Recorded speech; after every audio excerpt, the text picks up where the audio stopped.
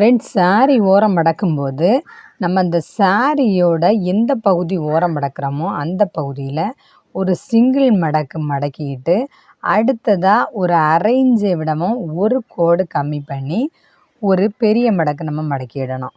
மடக்கின பிறகு அந்த மடக்கோட எட்ஜில் ஒரு தையல் போட்டுக்கிடணும். தையல் போடும்போது பாருங்கள், ஒரே அளவில் நம்ம தைக்கணும். அந்த மடக்கோட நம்ம மடக்கி விடுகிற அந்த எட்ஜில் தான் தையல் போடணும். சென்டர்லாம் தையல் போடக்கூடாது. சென்டரில் தையல் போடும்போது அந்த ஃபினிஷிங் வராது. பாருங்கள், அந்த சிங்கிள் மடக்கக்கூடிய அந்த எட்ஜில் இந்த மாதிரி ஒரு தையல் போட்டு எடுத்தால் போதும். இந்த மாதிரி நம்ம தச்சு எடுக்கும்போது அந்த சாரியோட ஃபினிஷிங்கே சூப்பராக இருக்கும் ஃப்ரெண்ட்ஸ். சாரி ஓரம் அடிக்கும்போது நூல் பிரித்து தான் நம்ம அந்த கரைப்பகுதியை ஓரம் அடிக்கணும். சாரியோட டிசைனுக்கு ஏற்றவாறு நம்ம துணியை கட் பண்ணி மடிக்கும்போது அந்த நேர் தையல் நமக்கு வராது. துணி கிராஸாக வரும்.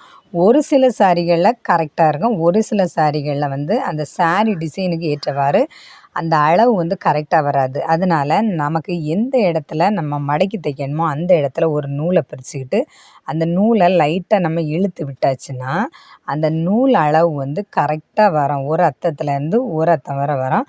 அந்த அளவை நீட்டாக இந்த மாதிரி கட் பண்ணி எடுத்த பிறகு தான் நம்ம ஓரம் மடக்கணும். இந்த நூல் பிரித்து நம்ம இந்த மாதிரி மடக்கும்போது ஐயோ சாரியோட டிசைன் போயிடுச்சு அப்படின்னு நம்ம நினச்சோன்னா நம்ம இந்த சாரியை உடுக்கும்போது அந்த சாரி ப்ளீட் வைக்கிறதுக்கெல்லாம் வரவே செய்யாது ஃப்ரெண்ட்ஸ். அதனால் கண்டிப்பாக நம்ம நூல் பிரித்து தான் சாரியோட கரைப்பகுதி ஓரம் அடிக்கணும்.